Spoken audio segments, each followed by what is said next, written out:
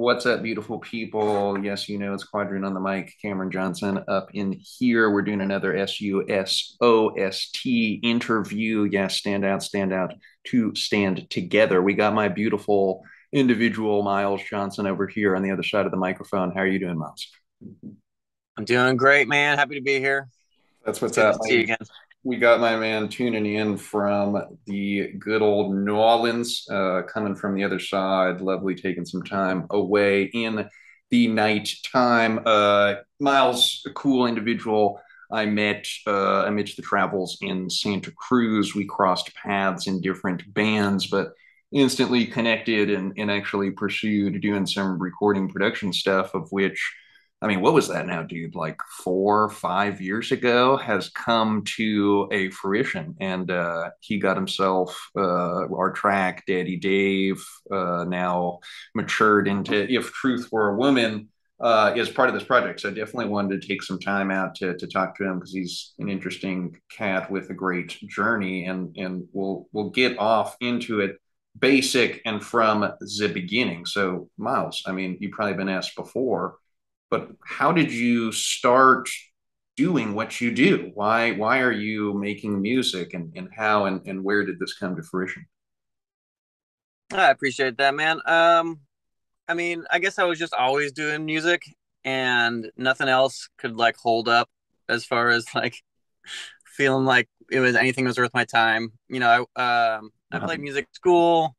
I was producing on GarageBand when I was a kid, and then the only thing I was good at school was the music classes. So then I went to music school until I couldn't afford it, and then dropped out because of the student loans. Uh, so fortunately, at the time it was tough, but in Uh-huh. retrospect, it was the right decision because I don't have student loans, so that's cool.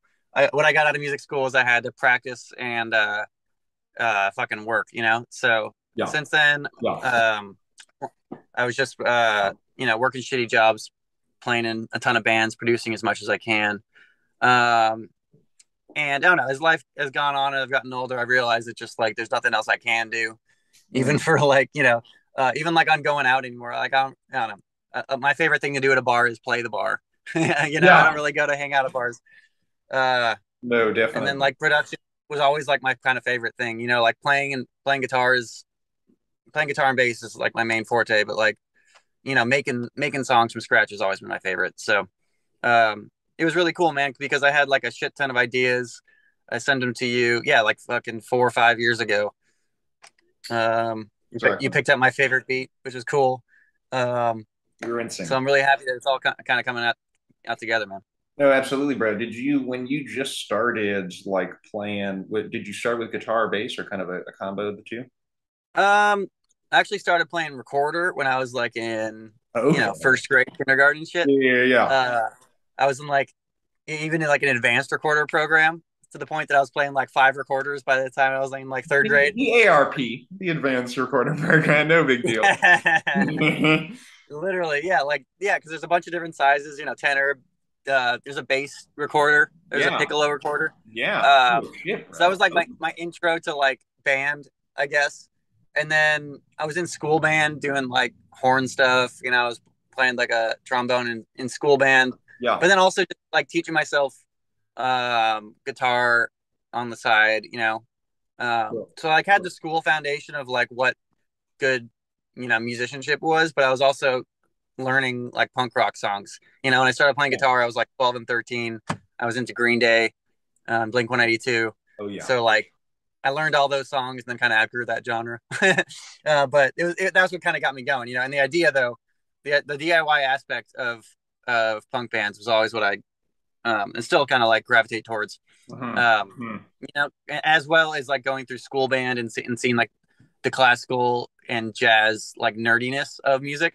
I've Yeah. always felt like Yeah. combining the two was the goal. Like taking the DIY aspect of the punk scene, but also like the chops and practice etiquette of the jazz scene. Yeah.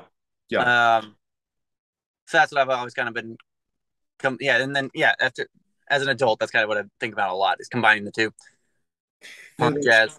that's really that's interesting in the context too of like you kind of starting with a certain school introduction and foundation, but also as like that individual freedom and desire. Did you have a moment that you remember, like your first performance, or how did you facilitate the public versus the private side of the art? Was there like a public you and then a private kind of creative, and then was there a moment where these blended, or were they kind of always in a certain synergy?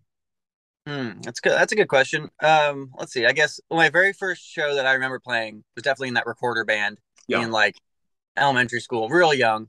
And Yeah. they taught us the pentatonic scale one day, and they told us that we Mhm. could take a solo, and that was just like clicked in my head like that's fucking happening. That's gonna be Yes. great. So I remember that Yes. vividly. Is like stepping out of the little recorder line and taking a little pentatonic solo, being like, Oh my yeah, this is the thing right gosh. here in front Yeah. of all my parents, shit. Um, and never having that fear though of taking a solo was like, in retrospect, I guess a unique thing because everybody else I talked to is like, oh, I had to build up my, you know, the balls, I guess, to take a solo like that. It was never a challenge for me. Yeah. Um, uh, so I guess that was always there. And then um, I think it's my, I don't know.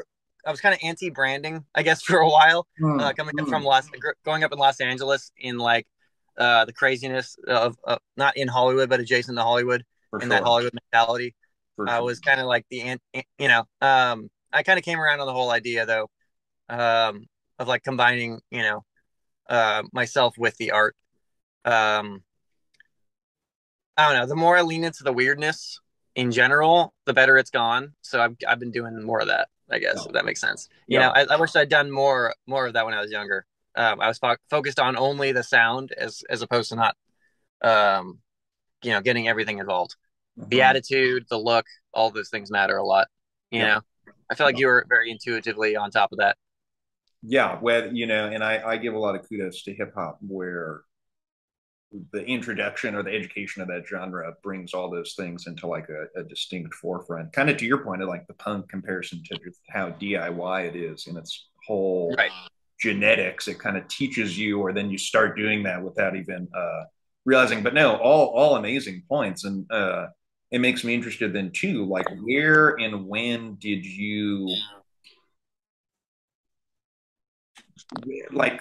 So okay, obviously you're with the homies, you're in the crew. Like, where and when did you start making music with buddies, and where and when did you start like referring to yourself as a musician or as a producer, as beyond like the realization of, oh, this is what I'm good at, this is what I like doing? Like, when did Yeah, that seep into your identity and become a way in which you integrated within the community? that's a good question, man.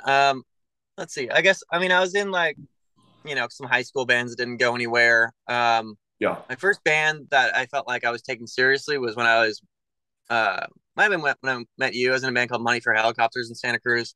It was like my little baby that the first like band that I was trying with, and everyone was trying. Uh-huh. Uh-huh. Um, and then I was always after I dropped out of college too. I was just always working some shitty job.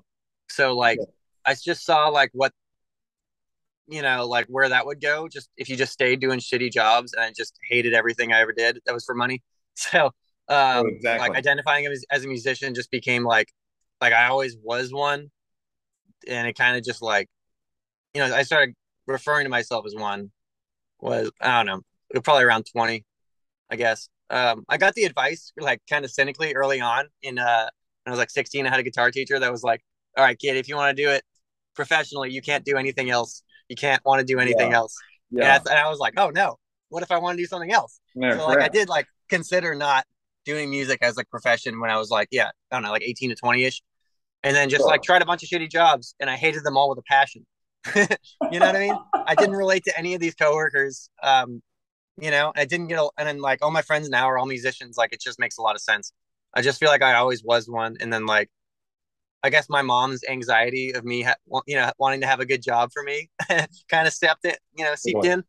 Totally. You know what I mean? Like, because it's definitely a gamble, like I'm not making a whole lot of money. I am doing better now than ever, but it's not like, I'm not making any kind of lawyer money or anything. Um, and that's just how it's going to be. Fortunately, I've always been a cheap bastard, so I'm pretty goddamn good with the money. Yeah, dude, and I mean, just choosing the value of what and where you want to spend Yeah, your time in this weird life, dude. I guess. Definitely in art. Hmm. Yeah, I guess on that point too. once I started busking a lot too. I was doing it a bit Okay.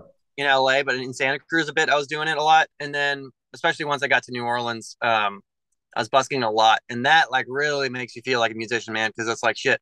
That's literally $1 at a time. You're making your life, and like $1 minimum, man. Minimum wage playing on the street is 1,000 times more rewarding than minimum wage any other job, like no question. Damn Uh, fucking straight, bro. Damn that straight. so that right there is like, yeah, I was just fucking standing in the street for 6 hours at a time, and I got $100. Like, let's fucking go. you know Exactly. Exactly. Like, that let's. makes you feel like a fucking pro, despite the whatever money that is. Because So every single person that puts the money in that bucket is like good, like endorsing you, like keep at correct. it, kid. No, exactly. Is like investing in you on literally Literally. financial way, to see it. Yeah, dude. That so many things dug in there that I want to go into and trying to maintain the briefness of, you can It's all never right. dive We'll into make it work. all these stories. I would love to just to reference back to then go forward and yeah, you mentioned the time or at least the band you're in at the time we met, like at that time, bro, I'm going through fucking school. I had just began with the goons, like, and it's always funny now looking back. I mean, it's just one of the craziest, one of the best times of my life, but also one of those times where I realized, man, like my gauge for perceiving and understanding people was so skewed based on just the intensity of the storyline navigation I was going through and main character syndrome, etc. Mm, So when I reflect to us meeting, I remember you playing with the Dead Conduits in the Porter Quad setup, sure. and I remember seeing all y'all, and instantly it was like a vibe of, okay, yeah, fools aren't from the school. They're a little older, and yet there's nothing but vibes and jams and like there was a whole energy which I hadn't totally like met personally yet, or at least rock with people who have like the music embedded into a lifestyle beyond just simply a practice or beyond just simply like something they were really good at. And you guys were all good and Mm, you're all fucking living this shit. And then yeah. established like different individual connections with all you guys as a band, shouts to Zach and shouts to Mike and, fucking Yeah. David, yeah, all the boys there, total legends and cats wherever they at as well. Mm. But I'm curious to hear, like, what was your experience, just in the Dead Conduits, or like, what was your phase of your musicianship at that time, and how do you now, looking back and kind of seeing, where you're going and how things are maturing, like, what did you think? What can you say about how that time in your life has played an impact in terms of guiding you to where you're going now? That's a good question. Yeah, man. Honestly, when I met you, I was pretty fucking depressed, dude. Like, Yeah, fucking California and Santa Cruz was burning me out because it was like I was trying really hard to get those couple. Yeah, Dead Conduit was one of the bands I was in. And those guys had, yeah, like you said, great energy. But it was like we were all forced to work all the goddamn time just to get rent done. So yeah, all of us were just kind of getting fed up. Like, fucking, we want to gig more, we want to practice more, but we like can't. We had to, like all of us were pretty committed to being in the band, and we are just working our jobs for the band is what it felt like. But still, dude, we were still working 40 hours a week and we couldn't do anything. So like totally, that time totally. it was just like, yeah, I was doing a lot of Uber and Lyft at that time. Those fucking piece of shit companies, I hate them. uh, No, straight so out. like, like music at that point too was all I had. I had the homies and I had the songs. So I was just like writing, and like that was like a woodshedding time in my life. Like I was just Yeah, practicing and I was writing because I just felt like I wasn't good enough. Um, Tried to gig as much as possible, but Santa Cruz, dude, just couldn't afford to do shit. So yeah, yeah. um, that was a very like in the trenches time of my life. Like I was fucking, getting better, writing a lot.